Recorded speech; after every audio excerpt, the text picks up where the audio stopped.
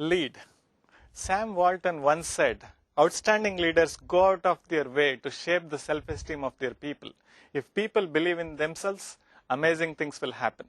It's a great point. I have a very simple test for leaders. I want to know what happened to the people that they led. Because for me, just like a company that manufactures products, I can see the product. For me, the products are the people that a leader leads. I want to know what happened to them. Are they better leaders? What are they doing? What is their position? Are they good human beings? If I know what happened to the people that they led, then I know, I can even guess what kind of accomplishments that this leader might have had. The rest of the things are not very important. They are important, but they are not very important. Now, search for books on leadership in Amazon. You will get about tens of thousands of books. Search for the term leadership in Google, and you will probably get like 250 million web pages in the search results. This is a topic that is written about endlessly. There is a lot of stuff that is out there. So in this short talk, I want to tell you a story, a very short story that I learned from a leadership guru called Jerry Fast.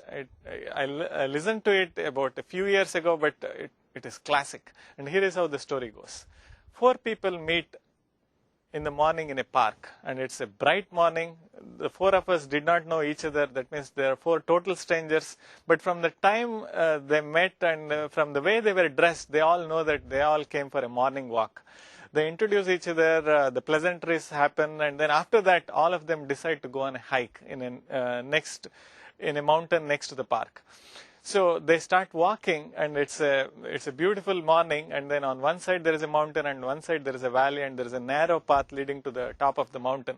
They start walking, and they chit chat, and they learn more about themselves and about other people. And when they take a turn, suddenly they see a problem, a very big problem in the form of a rock. It's blocking their way. So for a split second, nobody talks anything, and one of them says, "Come on guys, let's move the rock and let's get going." And after that, several conversations happen. One of them says, you guys be careful, because there are people who are camping down there, and you just can't push this rock because you might kill someone. You don't want to kill anyone there. And some of them design some ways of moving the rock very easily without planning to hurt anyone. There is lots of things happen. Actually, the rest of the story is not really important. What is important is what we learn from the story. The rock is like a defining moment. And because the rock was there, a leader emerged in the group. Now think about your own life. There are rocks all over the place. The rocks can be in the form of customers, in the form of competition, in the form of opportunities, in the form of an upstart that is trying to unseat you. There are lots of things. There are always defining moments. The question is, will you rise up to the occasion at that moment and take up a leadership position?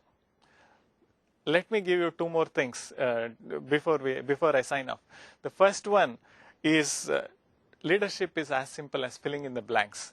Every organization, bar none, however small or big it is, there are going to be blanks. Those are the tasks that are waiting for someone to take them up and finish. So those tasks are very difficult to put them in the roles and responsibilities of somebody's list, but they are there to be taken, because there are always going to be blanks. And if you can fill them, you got an opportunity to take a leadership position.